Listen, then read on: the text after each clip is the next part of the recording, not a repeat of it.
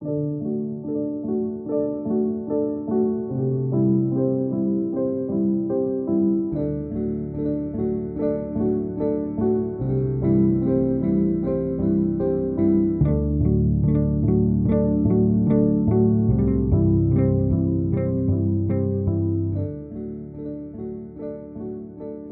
to Interwoven, a podcast where we follow the winding threads of literature as they weave together stories and voices across time and cultures.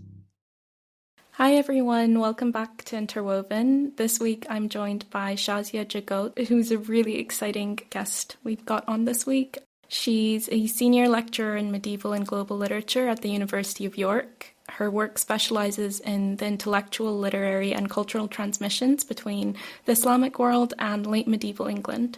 Prior to York, she was a lecturer in medieval literature at the University of Surrey and a postdoctoral research fellow at the University of Southern Denmark. Shazia, thank you so much for coming onto the podcast. How are you doing? I'm well, thank you. And thank you, Aska, for inviting me. I'm really excited to be in conversation with you and to think about the medieval world and the global Middle Ages in all kinds of different ways. Yeah, it's such an exciting topic, especially since it's quite a new field that listeners may not be fully aware of. So could you tell us a little bit about the global Middle Ages and what the study of it entails? Yeah, I mean, in many ways, the global Middle Ages is not a distinct field in some ways. It's been around, the idea of the global Middle Ages has been around for at least 20 years, and it's been a kind of a theoretical model, a methodological method, a framework even for literary scholars and historians to kind of think with. And there have been some great kind of big projects that have been looking at the global Middle Ages. For instance, Naomi Standen and Catherine Holmes have led a big project. So both historians that looked at kind of Europe and Asia together. So kind of these comparative models looking across a wider medieval world. Then there's been theorizations of the global that we see, for instance, from literary scholars. So Geraldine Heng is the scholar who's been really kind of leading the way on that front. So, and she's got some great kind of big kind of theoretical essays that came out in the 2010s around that time, and then her big work on race in the European Middle Ages as well. There's also thinking about the globality of thinking about race in the Middle Ages. So historians have been thinking a lot about kind of global history for a while as well, and what it means to do global history in the medieval period. And there are ways that the global, I often use the word global in kind of inverted commas. It's been useful for me to kind of think with and to kind of frame my own research interests and expertise. So I'm primarily interested in the literatures of the Islamic world in the medieval period and that of medieval England and the Mediterranean, and thinking about kind of contact across those two different places. One is a huge geographical region, and then thinking about kind of England in particular, which has been my main focus for a long time. And the global Middle Ages has been kind of both useful to think with and think against as well, to kind of think about how we think about connection across these different kind of spaces during the medieval period. And there's been lots of kind of critique of the global Middle Ages too, and rightly so. So in the way that it has often been employed in a Eurocentric way, in the way that it can often be about a particular European country or a particular, I mean, England in particular, English literature in particular, has been a discipline that has been foregrounded in some ways, in ways that global Middle Ages can be kind of inherently Eurocentric.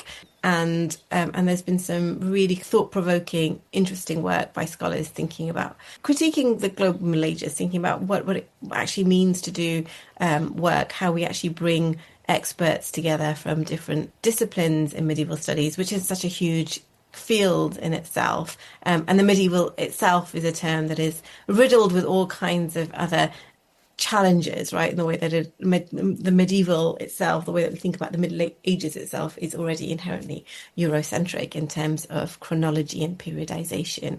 So it's exciting, it's challenging, it's an interesting space. This kind of global turn, I think, is what we think about it. There's been a global turn in medieval studies in the last couple of decades. And I'm not at the forefront of the global Middle Ages in any way, but I think it's been a useful paradigm to kind of think with.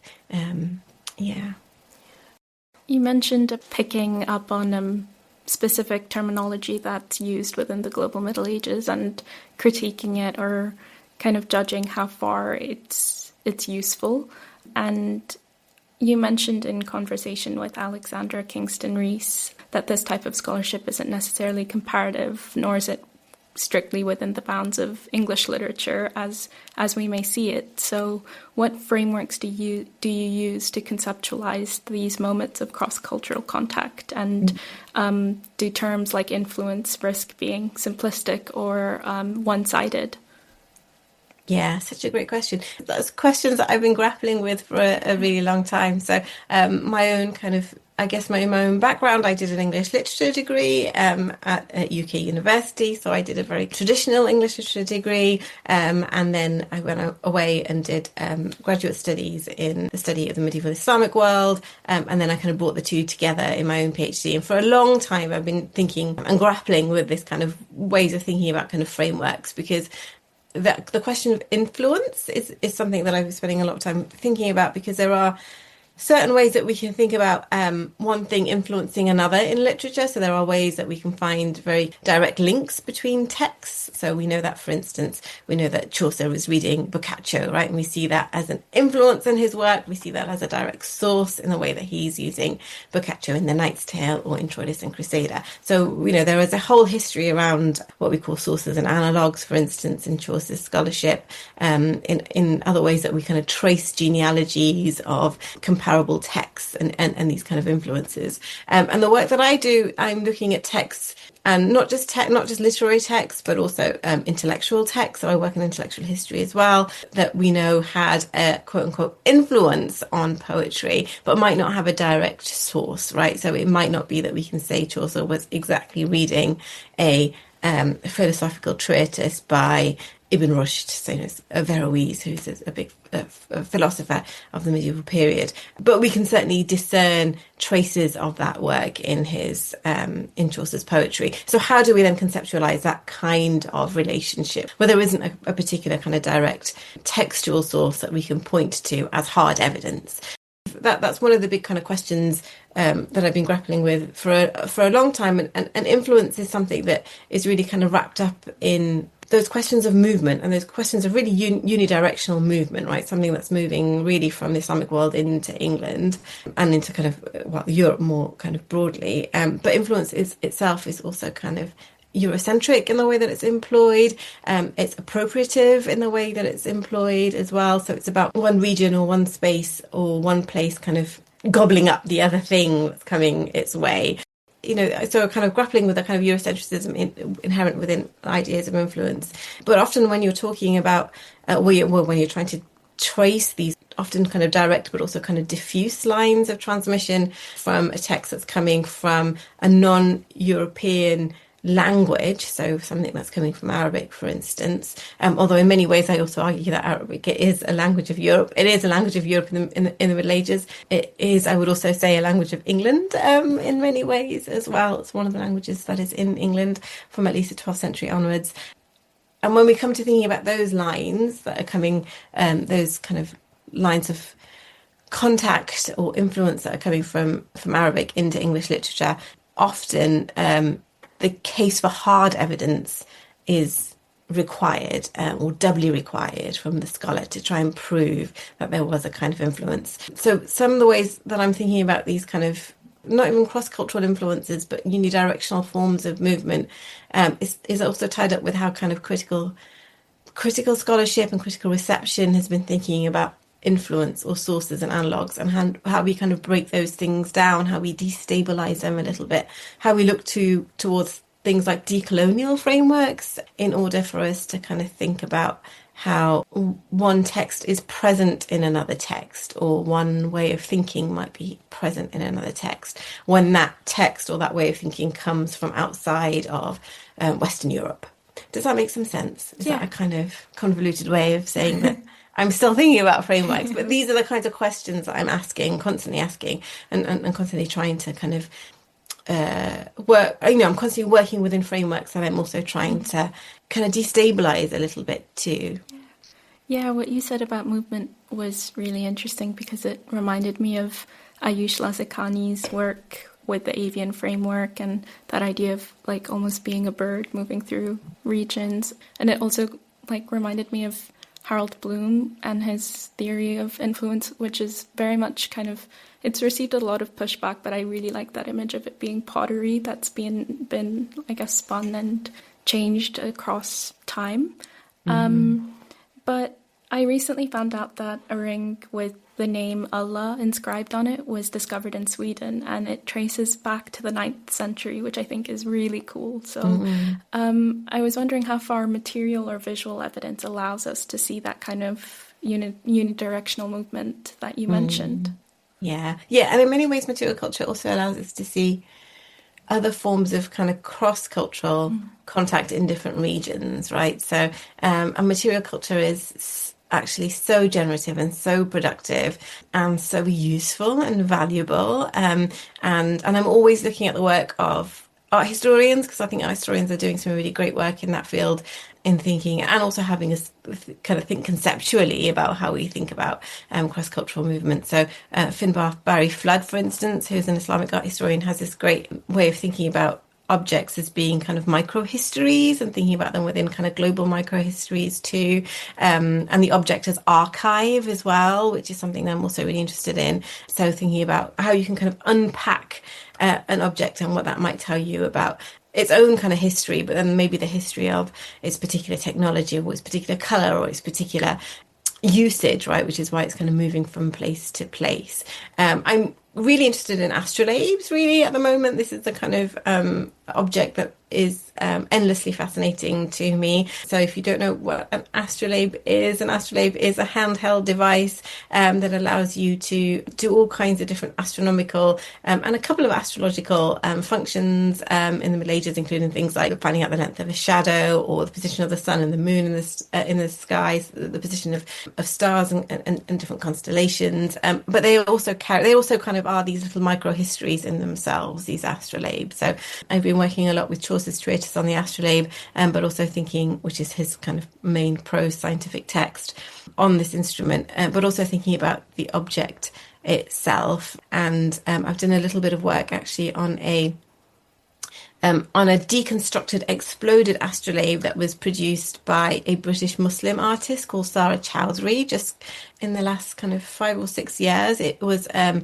finalist in the Aesthetica Art Prize, and so she kind of explodes this astrolabe out, so you see it in its different kind of components. Really cool. Yeah, and she uses it as a way of thinking about migration and post-colonial history, and she puts in, she etches things in Urdu onto because that's part of her own kind of post-colonial migration history, and she calls it Sirat. So Sirat, which is kind of means path or kind of way of knowing. And so there's really interesting ways that I'm thinking of the astrolabe, both in a way that it's kind of conceived and used as a material object, both as a functional material object, but also as an artifact in the medieval period, but then also how kind of contemporary artists are thinking about it as well. So that's just one kind of material object that I'm thinking of and using. But the most fascinating thing about the medieval world, or the global Middle Ages, however we want to think about it, is that there are endless material objects that we can spend time thinking about. There was a really great exhibition at the British Museum a couple of years ago on the Silk Roads, which had these fascinating objects that allowed you to think about kind of both local and regional and kind of broader kind of movements from place to place as well. Yeah, that's really interesting because riddles are a really cool way, I guess, of conceptualizing the material world as well. And something that I've been looking at recently are the kind of connections between the Exeter book riddles and Arabic riddles. And a lot of them are so similar in terms of how they describe specific objects. And it really goes to show that there may be cultural differences, linguistic differences at points, but materiality is something that's kind of a constant in some ways. You mentioned an astrolabe, and I wanted to know more about how it is that, I guess, your work in the global Middle Ages is turning, I guess, literary study into something more interdisciplinary. Yeah, I mean, I don't know if I can claim that I'm doing huge amounts of work there. I think that there are Hmm. lots of lots of scholars who are doing a huge amount of interdisciplinary work, and I'm just kind of one of them, I guess. Just also trying to work interdisciplinarily with a literary framework, and part of the reason is, I'm interested in lots of different things, so I've got quite an eclectic range of interests. I always say I'm kind of jack of all trades, master of none in some ways as well. And literature, of course, is my base. Literature is what I teach. It's kind of what I love. It's kind of what I'm trained in. But I'm also interested in the way that literature is inherently interdisciplinary, right? So that you can think about form and content, but you can also think really carefully about ideas, right? In the way that poetry and prose is kind of full of kind of intellectual ideas. I'm primarily working on Chaucer, who I've been working on for a long time, who is kind of one of these poets of the Middle Ages that we know is so steeped in a form of intellectualism and a kind of layman's intellectualism. So there's lots of ways that you can unpack particular ideas or different kinds of ways of thinking interdisciplinarily with his texts, as it were. So I think I'm interested in what a text can tell you. So sometimes it's the text that is pointing you in other directions. So I've done some work for a long time on one of Chaucer's Canterbury Tales known as the Squire's Tale, and I spent a lot of time thinking carefully about a few of those lines where he cites a Arabic optical authority known as Ibn al-Haytham in Arabic, or al-Haytham in Latin.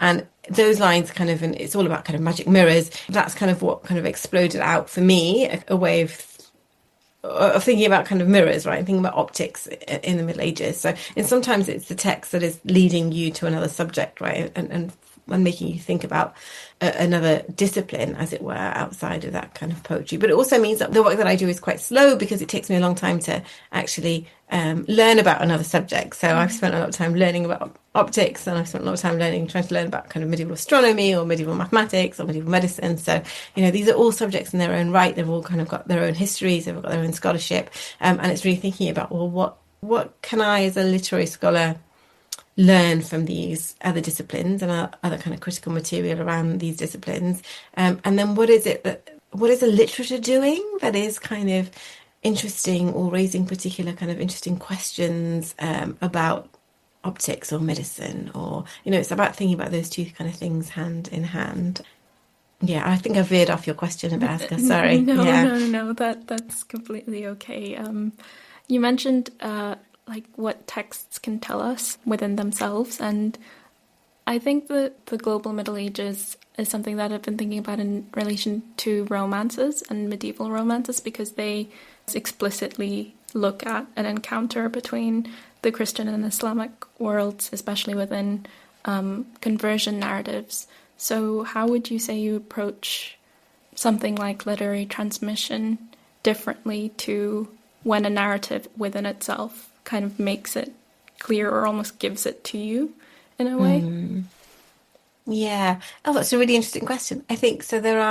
I think Middle English romances do really interesting things with when you're thinking about literary transmission. I think of objects too. So if we go back to material culture, I think there's lots of ways that they're doing really interesting things with objects.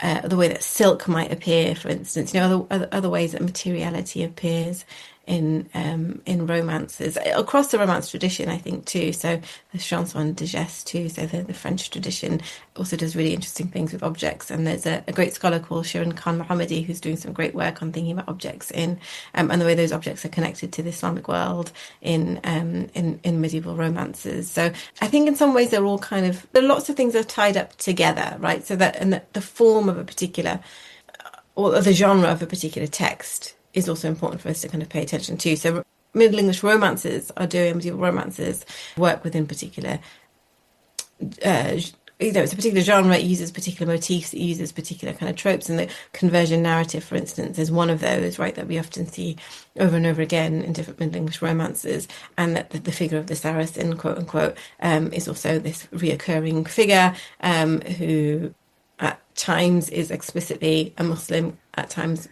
is implicitly something else, right? So and the way that it kind of blurs those boundaries between both racial difference and religious difference, and that also has a longer history too, in the way that kind of romances romances develop. So the two things go hand in hand in the way that we think about, in the way that I think about intellectual history and transmissions of particular texts or objects or ideas that are moving from the Islamic world into medieval Europe and into England, and the way that ideas of Islam are moving across those places, and the way that they're being kind of received and used in popular literature, for instance, right? And so those two things, I think, go hand in hand, and they're often not discussed hand in hand. I think people think about them through a particular lens, which is also really productive. So, there's been lots of work on thinking about Middle English romance and post-colonialism, for instance, or Middle English romance and race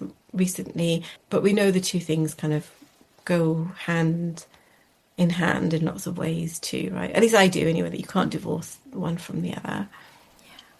You mentioned how Saracen in itself is a bit of a blurry term. It's not very well defined, and kind of building off of that, are there moments where the boundary between cultures or literary traditions becomes blurry or hard to decipher? So something like Hispano-Arabic literature, where it's hard to trace certain conventions or tropes or genres back to a specific point of origin, cultural origin, or a linguistic one?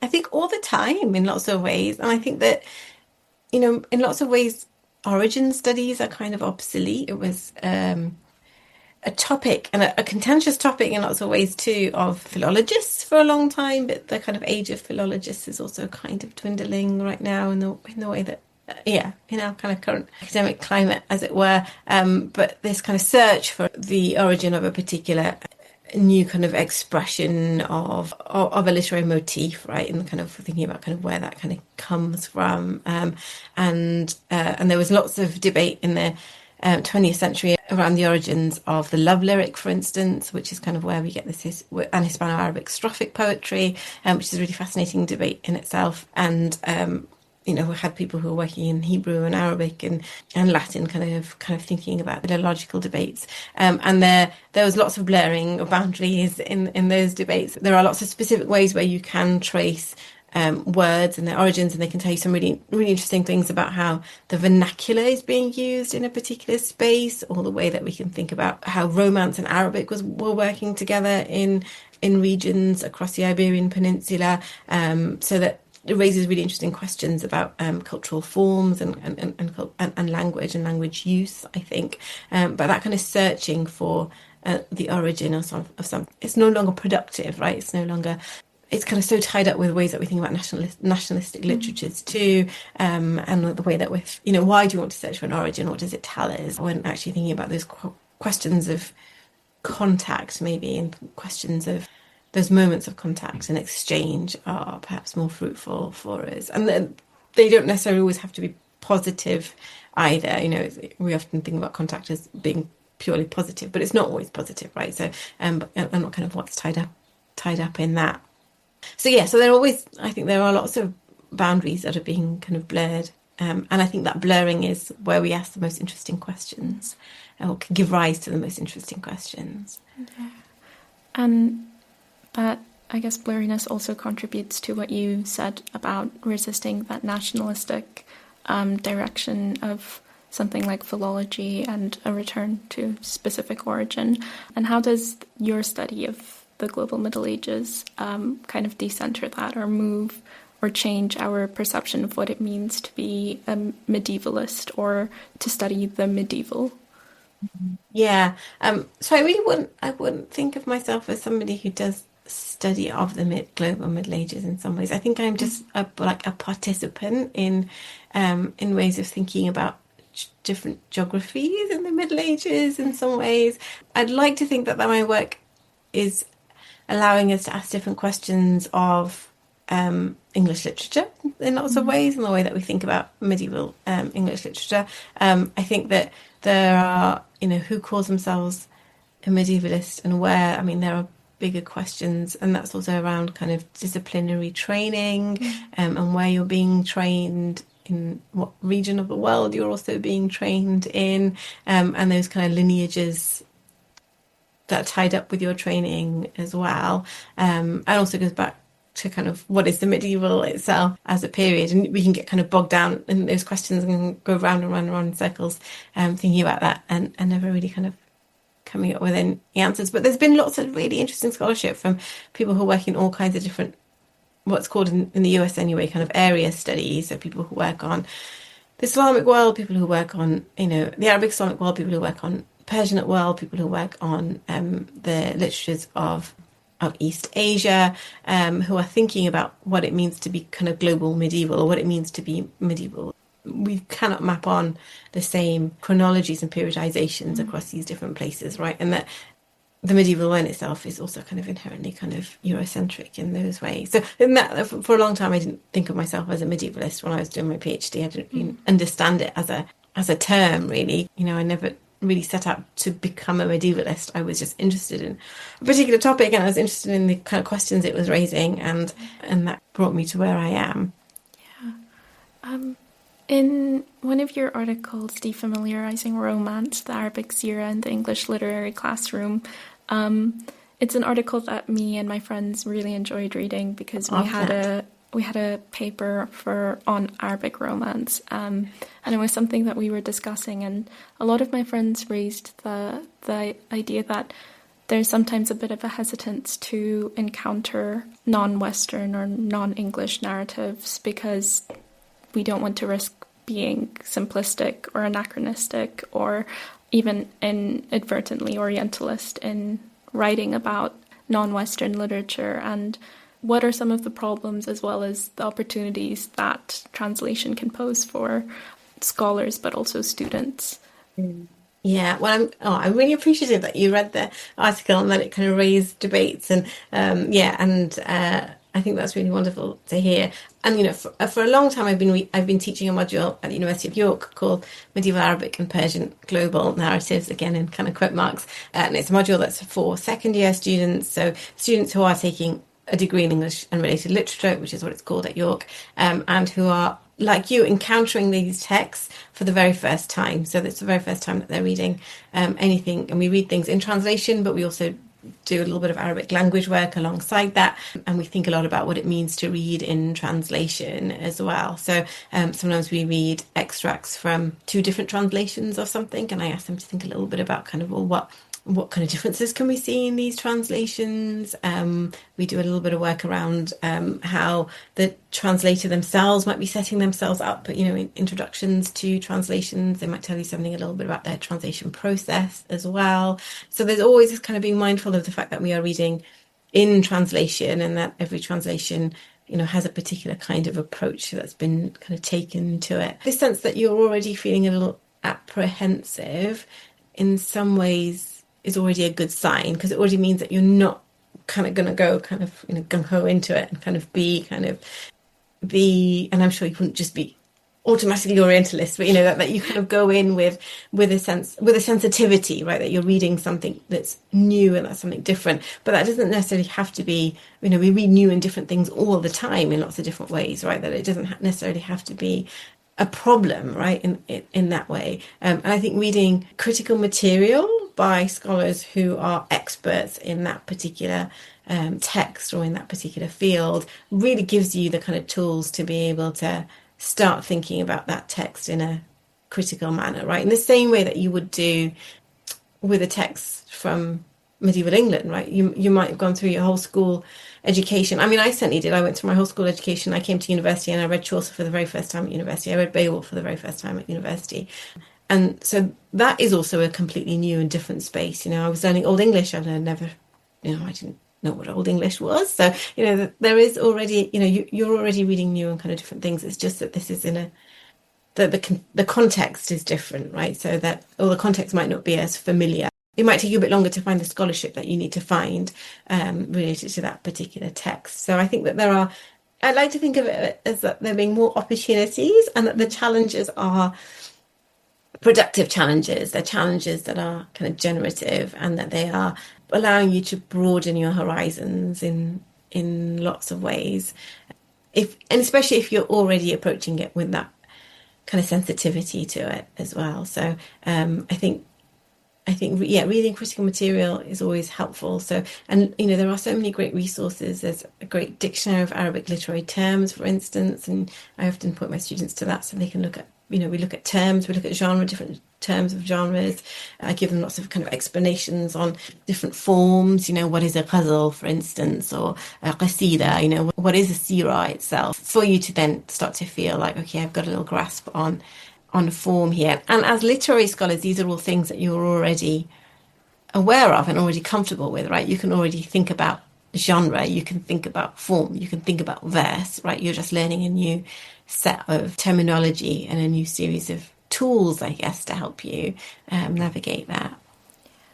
Yeah, thank you for that. In your work, you've also looked at Ibn al-Haytham and his influence on Chaucer, and I was wondering what, again, some of the opportunities look like when it comes to almost reconstructing or understanding the transmission of past information when historical records may not be fully complete. Yeah, what's that process like? So I guess it's a big question, and it's a question that I guess historians of science and historians of philosophy also grapple with, and people who work on intellectual history and transmissions, and in the sense that we're always faced with limited historical records, right? And there's always going to be a place where we're only reconstructing what we know with what we have, right? And and there are times when there are lots of kind of maybe blank spaces, or there are you're waiting for a manuscript to appear somewhere that tells you something about a translation, or so as medievalists you're always grappling with, there's huge amounts of stuff in the archives. There may also only be kind of a limited amount in relation to what you're interested in. And I'm not strictly a historian of science or historian of philosophy, and I'm not strictly somebody who's interested in carving out particular transmission histories. I often rely on that scholarship, the people who've done that hard work, as it were, to tell me where a text is and where it's been. And what I'm interested in is also those gaps as well. So when I was working on Ibn al-Haytham, there are some really interesting ways that when Jean de Maine mentions him in the Romance of the Rose, raises lots of really interesting questions about what he might have known about Ibn al-Haytham, right? And there's no direct source, there's no direct kind of text. I don't know what text exactly was in his hands, or on his desk, or what his friends were talking about, but there was certainly something in those clerical circles in the University of Paris that tells us enough to know that, well, he knew enough to be able to write about him in his poetry, right? That there's enough there for somebody to think that he was important enough to mention, and certain kind of things around his biography that he mentions as well. And so those questions, I think, are really, again, I think the questions are really generative and really interesting. We'll never know the answers to some of these things, and that there are lots of suppositions that we might have to make, or ways that we might want to suggest, for filling in the gaps in kind of ways that we're suggesting a possibility or a potential of something happening. And in many ways, what you're doing is you're laying the groundwork for the next scholar who picks up that question, or in 50 years' time when a manuscript is discovered somewhere, right? That there's this kind of trail, a scholarly trail that's being left as well. Yeah, that's a really nice way to think about it, a scholarly trail. Well, you mentioned filling in gaps, and I was wondering how far modern day frameworks can help with that, or can aid the study of medieval literature. So something like, I guess, like post-structuralism, or like intertextuality and ideas of that. Yeah. How do they play a role, or do they play a role in, I guess, trying to fill in gaps, or trying to understand those gaps? Yeah, I think they do. I think theory in general is, and lots of medieval scholars use theory, or more modern day concepts of theory, post-structuralism or intertextualities is lots of medieval literary scholars will be using, even if they're not pointing to it as a specific kind of theory, but kind of thinking about intertext, for instance, is such a Sorry, the ice cream van is just kind of gone through the street. I can hear it. Yeah. So there's lots of ways in which kind of theory and post-colonialism was really useful at one point for thinking about ideas of difference and othering in late medieval English literature. Right now, we know that kind of thinking about race and ethnicity is really kind of been really kind of generative and useful for medievalists, and for then medievalists for also to be thinking about it within its context as well. So for many years, I was a journal editor of a journal called Post Medieval, which is a journal that has been kind of at the forefront of allowing scholars to think kind of theoretically and to think theoretically in medieval studies too. So there's lots of really kind of thoughtful kind of generative work. Queer studies is another way that it's really kind of queer theories, kind of really generative for thinking about sexuality and gender in medieval literature and in medieval history. And there's lots of kind of great work that's being done there. So there's lots of ways that it's really productive and yeah, shouldn't be kind of dismissed, I think, as a way of thinking about the past and thinking with the past. And I think some of those gaps that you mentioned are also sometimes from what I've seen, from what I've read, is the reason as to why certain critics are a bit more hesitant about the study of the global Middle Ages, because they believe that there's a lack of evidence to support certain assertions or arguments. And how would you kind of respond to that skepticism? Well, I mean, it's hard to say without specific kind of examples, I guess, too, right? I think that the best work that's being done in a kind of, shall we say, quote unquote, global frame or a kind of medieval thing, a medieval world, maybe, or world in medieval literature, are people who work collaboratively too and multilingually as well. So people who are working collaboratively across disciplines or working with multiple languages, and often kind of the two kind of go hand in hand, where you're thinking about whether it's a shared space or a region or an object or a text or something that kind of gives rise to those questions about kind of contact and exchange. And so those kind of investigative kind of research questions are happening around that. I think that the idea of the lack of evidence of something is, kind of goes back to those first things that I was talking a little bit about when I was thinking about frameworks and kind of influences. And for me anyway, what kind of evidence are we asking for, and what are we setting that up against? So what is the kind of criteria that we're setting this up against? So for instance, there is a cycle of stories in the 1001 Nights that is all about it's often known as the ebony horse story, and it's about a kind of a mechanically engineered horse that's very similar to the Squire's Tale, and it's a kind of another romance story in the 1001 Nights. And I teach an MA module called Chaucer Arabic Learning in the East, and we read the Squire's Tale alongside this cycle of stories from the 1001 Nights. And a few years ago, I had a student who said to me, Chaucer must have known this story. He just must have. He absolutely must have. And there's no direct evidence that we have. We know that there are certain kind of, this idea of this magical mechanical horse appears in a couple of French romances that Chaucer probably kind of knew, so that's a link in. But I can't give you a text that says, this is the manuscript of the 1001 Nights that was in England that Chaucer was reading of the Ebony Horse. But those similarities are so strong, so striking, and there's lots of differences, of course, and we can't map those two things on kind of directly. But again, there's a really kind of generative questions that we can ask when we put them side by side.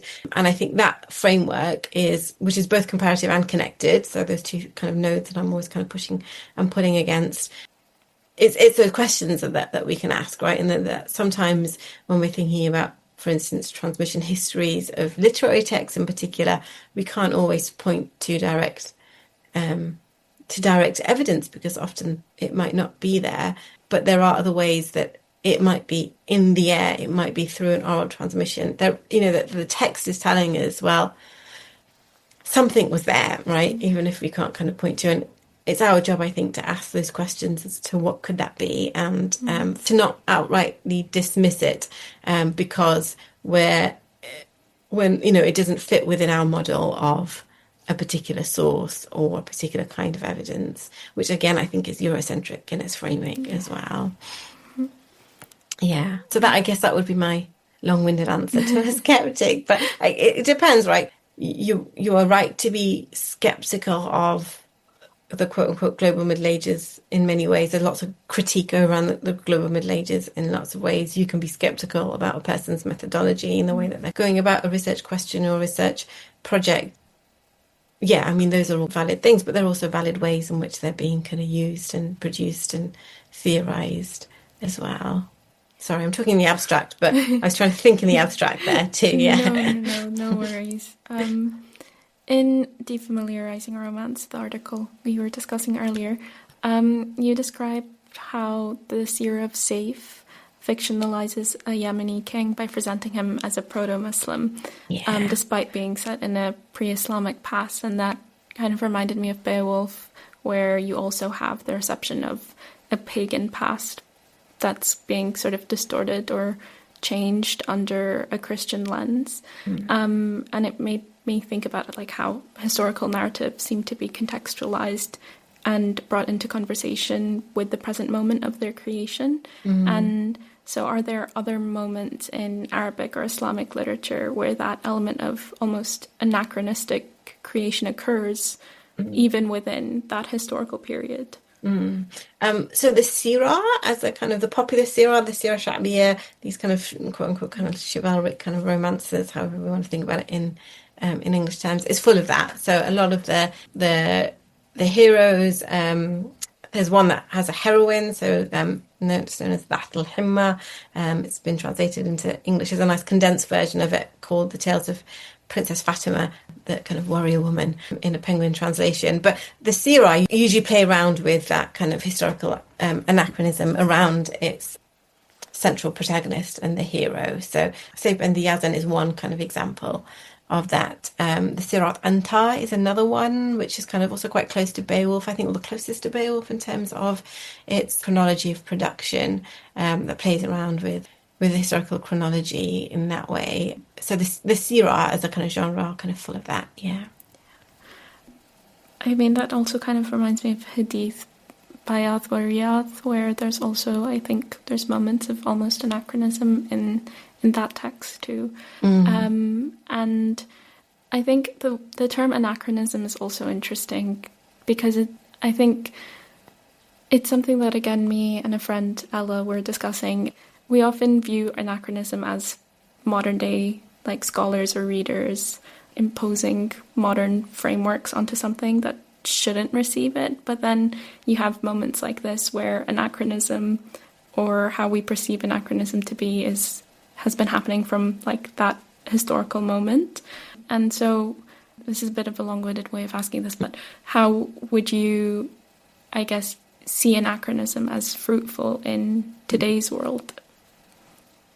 That's a big question. I think I might take it back to the Sirah in some ways. I think it's interesting. I think, actually, as literary scholars, as modern people might think, if we think of anachronism as kind of inherently a kind of negative, right? Now you think it's anachronistic, and you might get that on your paper when you write an essay, right? This is anachronistic. This is and theory might be, might be accused of that if you're using theory, right, to think about the past. This is kind of anachronistic, and you want to be sensitive to anachronism, right? You want to be using it in a way that is kind of justified, or that you want to be kind of aware of the anachronisms when you're kind of doing that kind of work, right? And that we often privilege ourselves as kind of being there, at this stage of the world history where we know all these things, blah, blah, blah.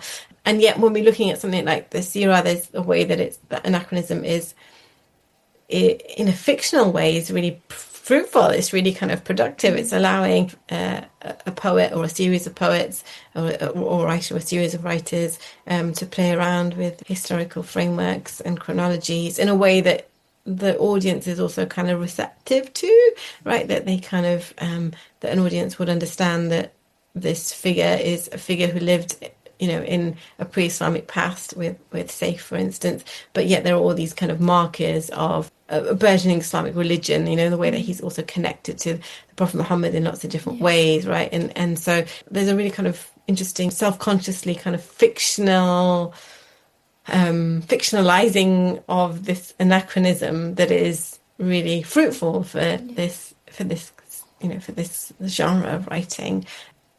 That is really exciting, I think. So we can, in that way, I think anachronism and fictionality, I think, are two concepts that we think about and think about how they're kind of working together. That self-awareness is like one of my favorite things about the Conference of the Word of the Birds by Attar, and how you have all of these different siras or sira-like stories being recounted. So stories of Al-Hallaj or Layla and Majnun, and even I love this, like this image of the hoopoe bird having the word Bismillah inscribed on its beak. So there's just textuality covered in further textuality. There's so many, I guess, almost casings and coatings of it. And yeah, are there more moments of that across Arabic or Islamic literature where, like you mentioned, there's that element of self-awareness of, I guess, being a literary creation? Yeah, plenty of it. So Attar he's writing in Persian, and the Avantic Altair, or the Conference of the Birds, is this kind of allegory, this kind of mystical allegory, and it uses, so it's quite different from, it's set differently from these Sira Sha'biyya, but it uses the kind of stories, well-known stories, real life figures, so Al-Hallaj, for instance, and then well-known stories like Layli and Majnun, and kind of brings them together. He also mentions Rabia al-Adawiyya, who is this really famous proto-Sufi woman, and within that text. So he is very self-consciously fictional and literary. These are all kind of stories that, you're talking about casings. I think that's lovely. These are all stories that are kind of cased within each other, right? So they're kind of layered within each other. He's deploying this framework structure, right, which is really kind of typical of what we see both in Arabic and Persian literature across the Islamic and Persianate world. And, the 1001 Nights is kind of the most famous example of that. So those stories within stories that get dizzying. So the 1001 Nights is very dizzying in the way that it nests stories, and you just kind of completely lose your thread at some point. And the example that Attar is also kind of drawing on is one of the most famous medieval texts kind of in the global world, as it were, all across the medieval world, which is Kalila wa Dimna, which is this kind of, we might call it a beast fable, for instance. Is a story of, it comes from the Sanskrit, it has its roots in Sanskrit, and then comes into Arabic via Pahlavi or Middle Persian. Is kind of, the version of it is written by somebody called Ibn al-Muqaffa, who is writing in a kind of the period between the Umayyad Caliphate and the Abbasid Caliphate, and his version of Kalila and Dimna is the one that kind of explodes. So his version of it in Arabic explodes, gets translated, moves around in Arabic, gets translated into lots and lots of different languages. Also ends up in Europe as well, and that is also a framework narrative. That's also kind of stories within stories within stories. Also kind of gets quite dizzying, and has this fable kind of element to it. And Attar's also thinking about that text when he's putting together the Conference of the Birds. So that's his also kind of that kind of casings, as it were. Yeah, and lots of writers are doing it. The other kind of Persian poet that I can think of who is kind of in the line of kind of collection of Persian poets with Attar is somebody called Nizami Ghanjavi, who's from a town called Ganj, which is now in Azerbaijan, and he is somebody who plays around with motifs of writing and of the pen in lots of his works as well. So he is most well known for bringing us a narrative version of Layli and Majnun, which becomes, again, like Ibn al-Muqaffa's Kalila and Dimna, becomes a version that is then kind of exported out into the world. Just narrativizes Layli and Majnun, which was before that was a collection of kind of anecdotes and different verses and known in kind of oral history. And even in there, we've got story. The kind of the way that letters operate, the way that writing operates, the way that Majnun writes Layli's name in the sand. There is a kind of self-conscious literariness around that text, and Nizami does that a lot across his writings, right? He's really interested in kind of thinking about what the pen does and the metaphors around kind of writing and the pen. So there's lots of really interesting, lots of interesting kind of examples of that. Like that self-consciousness, I think, makes the reception of something like the Arabian Nights even cooler. It's like you see that happening in real time, centuries after it was first produced. And in one of my previous episodes, Dr. K.L. Naismith, he's a Hawaiian translator, and he spoke about how the Arabian Nights was translated into Hawaiian in the 18th century, which Amazing. is so cool. And I was like, whoa, that's crazy. And I think that, again, that self-awareness, for me, raises questions about, I guess, ideas of authorship as well. So how did these Islamic writers perceive themselves as writers, and how does that again seep into their work or broader literary study? Yeah, a big question. I think there are lots of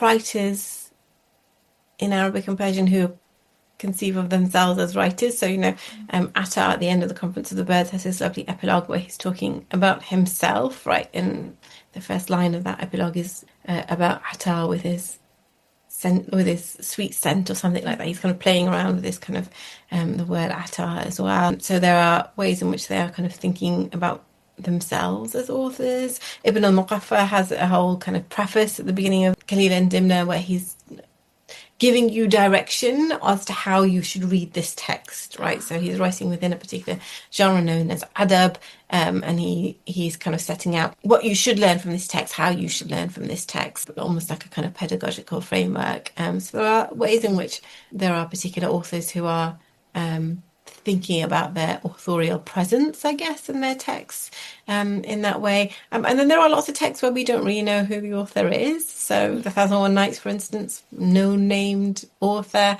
We can't even think of it as a text in the way that we think of a text. It doesn't have a beginning. It doesn't really have an end. Well, it does have a kind of beginning actually, but it doesn't really it's so free flowing in the way that it has been kind of put together, the way that it's kind of conceived, that it's the work of multiple authors, quote unquote, poets, reciters, storytellers, really, across the medieval Islamic world. The same with the Sirah as well. They don't have authorship penned to them because they were told by different storytellers in different places, and were kind of serialized. So they were kind of the stories that you would come back to and hear the next episode of, as it were, and then were written down often at the same time as they were also kind of moving around in oral transmission as well. So they've also got really interesting, those kind of, the way that we think about it is kind of literary transmission, and it's literary history, it's kind of tied up with orality as well. Yeah, so I think authorship it's a huge question on its own, and operates in different kinds of ways. Some ways that are similar to, if you know something of medieval English literature, there are some things that have authors and there are some things that don't have authors. Beowulf is a good example of that. Some things that exist only in one manuscript. Again, Beowulf, Sir Gawain the Green Knight, and some things that exist in multiple manuscripts that we know. Chaucer is a good example of that. We know almost everything about his life, right? So, and who's also self-consciously kind of literally playing around with authorship too in some ways. So, he inserts himself as a pilgrim in the Canterbury Tales. So, there's lots of kind of ways in which there are similarities, but then also kind of divergences. There's nothing else like the 1001 Nights, and there's nothing else like that transmission history of it, which kind of goes across centuries and centuries and centuries and across different geographies, right? So into Hawaii in the 18th century, into Latin America when in the 16th century, it's moving across with colonialism and imperialism, and there's nothing else quite like that, I don't think. And you mentioned orality, and it reminded me of Hafiz and how his poetry, it often refers to his name, but he hasn't actually written any of it. I think it was one of his disciples, I think, who wrote it. And I think that juxtaposition is so interesting and is another, I guess, gap that needs not to be filled, but to be pondered upon. And in one of your articles on transcultural interconnections and Islamic fictionalities, I loved the term Islamic medievalisms, because I think medievalism just generally is really cool, but I'd never encountered that concept. And I was wondering if you, I guess, had any favorite like medieval receptions of the Islamic or Arabic world, or if you have any thoughts on what makes a successful medieval adaptation of that world. Yeah. Oh, I've got, there's some things I've really enjoyed, and there's some things that are, I don't know what makes a good adaptation. I think that's so subjective in so many ways. And I think that contemporary novelists should be free to do whatever they want to do. Layla Abu Layla, who's a contemporary British Sudanese writer, has kind of reinterpreted Attar's Conference of the Birds for one of her novels. And it was around three women in Scotland who go on a Scottish Muslims who go on a journey to the grave of the earliest Scottish Muslim woman. So I think that's right in information, and I can't remember what it's called now, the novel. But that I thought was just wonderful, like really kind of, playing around with the kind of concept of Attar. And Hamid Ismailov, who I know you kind of mentioned to me already, Really who's cool. an Uzbek writer, has this great book called Of Stranger and Bees, where one of the central characters is Avicenna. So Avicenna, who is probably the most, I would absolutely say he is the most well-known intellectual figure of the medieval world. So a philosopher, a physician, writes these huge kind of encyclopedic works that really kind of popular both in the Islamic world and in medieval Europe. He comes from Bukhara, which is now in Uzbekistan, and Ismailov writes this allegory, which is kind of this really kind of fascinating allegory where Avicenna is one of these kind of central characters. He's kind of a wandering sage in medieval Baghdad, and then he has a section where he has another kind of section where the central character is a bee, and the bee is called Sina. So this idea that kind of Avicenna kind of reappears in this kind of bee form, like it's kind of fascinating. So I really love that too, just because it was so completely, it's allegory, and it's taking allegory again in a completely different direction. It's also about a post-Soviet era novel, and it's also kind of drawing on this really famous fictional character. So I think there are some really really kind of interesting ways that it's happening. There are other novels that I didn't, Salman Rushdie had a novel on where he reimagines 1001 Nights, and he has Al-Ghazali and Ibn Rushd or Averroes as his central characters, and that wasn't, for me, something that I thought was particularly successful. I think Amour's Last Sigh is brilliant as a text. That's something I would absolutely recommend, but this one was something that I didn't think was particularly successful, as it were. Yeah, and I think there is some really, really great kind of contemporary works and kind of contemporary novels that are coming out that think about the Islamic world, or the medieval world in general, right? So too, we see that also in Lauren Groff's work, for instance, with Matrix. I think that's what it's called, where it's thinking about Marie de France as well. So there's lots of great work that's coming out. The book about bees sounds so interesting, and I think that sounds like Ismailov. From what I read, We Computers, a Ghazal novel, and that was that does a similar thing. He kind of reflects on AI and its relationship with rediscovering the past, but we don't really know whether AI is a human being, whether it's representative of the Persian poet Hafiz, or whether it's like even representative of intertextuality and the lack of authorship, because AI refers to itself as we, so it refers to itself in the collective first person, and it's really easy to forget that it's an artificial model that's speaking. And I think that boundary between reality and unreality is really, really cool to see. And just to, I guess, end off, what do you see sort of the future of... This is another big question, so it can be broken down. But what do you see the future of the study of the global Middle Ages looking like? What are some new areas of scholarly interest? I think there are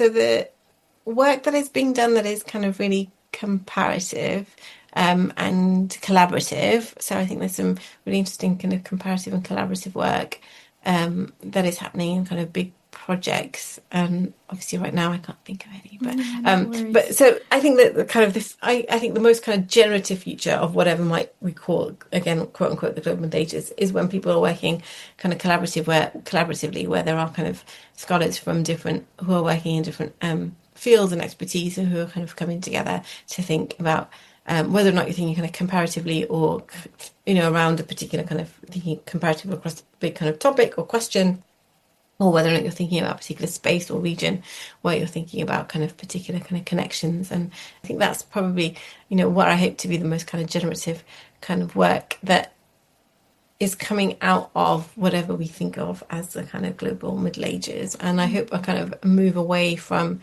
a kind of inherent Eurocentrism that privileges one particular region, kind of looking out into the world. And I would really hope that, even these kinds of conversations where we're thinking, even as a student who's thinking about kind of what this means, is even that kind of ways of thinking about the globe, or the kind of the global. What does that even mean? We think about it as a kind of global turn in medieval studies. That for me, it's not settled as a thing, right? It's not, for me, it's not a kind of, I think that there are, that we're within this kind of turning phase, as it were, and we're thinking kind of about what it means, and that it should be a space where we're all learning, and that we're all able to kind of actually take ourselves out of our own silos to learn from experts in other fields. Even if it isn't directly useful for the work that you're doing, you're still learning something new about another region, whether or not that's in the same century that you're interested in, or the same kind of genre of text that you're interested in, or a particular figure you're interested in exploring. That kind of collaborative work, the way that it opens doors out into other fields of scholarship, at undergraduate level, at postgraduate level, that it's allowing us to do that kind of pedagogical work that I think is really important for the future of our field.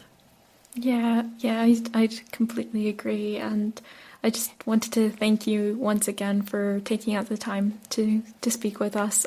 It was a really, really insightful conversation.